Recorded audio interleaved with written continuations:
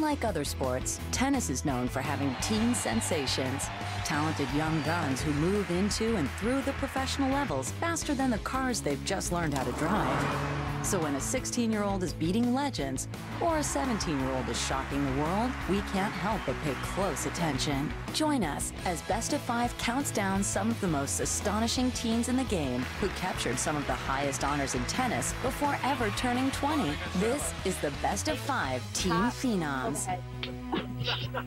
can't hit it overhead, Zach.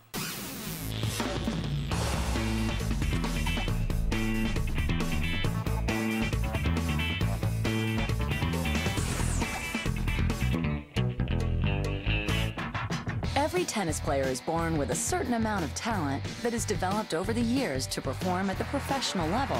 However, there are some with such potential and natural ability that they make a splash on tour as teenagers. A teen phenom is someone with incredible talent who, at least at the junior level, has shown already that they have enough game that you can envision them becoming a top 5 player. Someone who's really got their game together at a young age, which is pretty rare. I mean, I think it's just someone who is way ahead of their time. They have to play a game that you don't normally see a teenager playing. They have to have some sort of court sense or just a winner's personality that they put it together. It's the guts that they have, the focus that they have, not being afraid that they have at a very young age. You know, I had a desire for it, I had a love for it, and I think that, along with just having God-given talent to play, just all worked together for me. Let's see which teen phenoms left their mark on tennis history. Learn it to me. There are some players whose celebrity status can overshadow their on-court prowess, but this 6-foot-tall blonde is known as a red carpet fashionista, as well as a first-class champion. But between her on-court success and limelight attention, some forget that she captured her first major at just 17 years old. Kicking off our countdown at number 5 is career Grand Slam champion Maria Sharapova. When I think of Maria Sharapova, I think of intensity. She comes out to every single match, whether it's first round or whether it's semifinals of a Grand Slam, with the same intensity. She wants to win every match that she plays. Well, Maria came out in one of those teenagers that had absolutely no fear.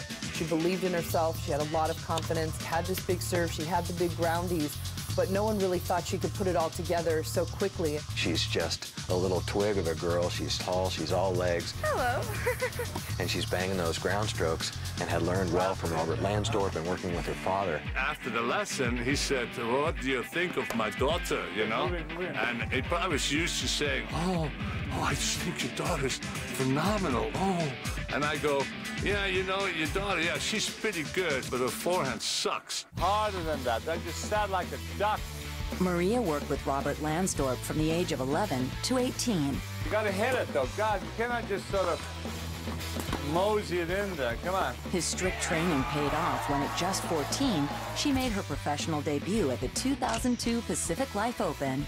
And I've always had that feeling in me that I can compete with anyone, you know, especially anyone on the tour, and be a great competitor. With her individuality and strong desire, Maria would make history in 2002, becoming the youngest at 14 to reach junior finals at Australia and Wimbledon. I remember losing the finals of junior Wimbledon, and we were just leaving the courts, and I just looked back and I saw a stadium court in the distance, and I thought, you know, it'd be such an honor to play there one day.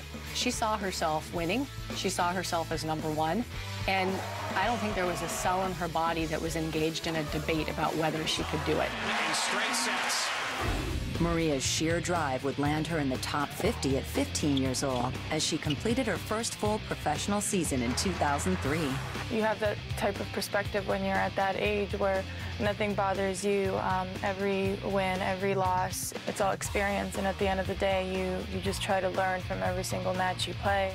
As 2004 got underway, she broke into the top 20, and that same year, she would shock the world and claim her first big victory. By age 17, she unexpectedly breaks out to play the great Serena Williams in the Wimbledon final. There was nothing that would say that she was even a contender for Wimbledon. I mean, she hadn't really made it that deep in Grand Slam draws. She was very early in her career. And lo and behold, in a match that nobody gave Maria Sharapova a chance to win, not only does she win that day, she dominated Serena that day. It was really an incredible experience, really, you know, sometimes tough to explain with words because it was more emotional than anything and so unexpected in my career, especially at that time. There was no doubt that a superstar was born as her popularity soared. When Maria won Wimbledon, all I could think of was that 17-year-old pretty blonde girl is going to be rolling in dough. This teen phenom continues to be a powerhouse on the court, winning multiple majors and at 25 years old, capturing the career Grand Slam at the 2012 French Open. But it was all set in motion by her stunning victory at the world's most traditional tennis tournament. When you're a teenager, that's really what it's about. Just taking it all in and learning as each tournament comes along and the players you play. And of course, when you win your first Grand Slam, that's always a wonderful memory and will always be cherished. But you also look for those little ones, you know, why it meant so much to me. Coming up, an energetic Aussie whose intensity took the men's tour by storm.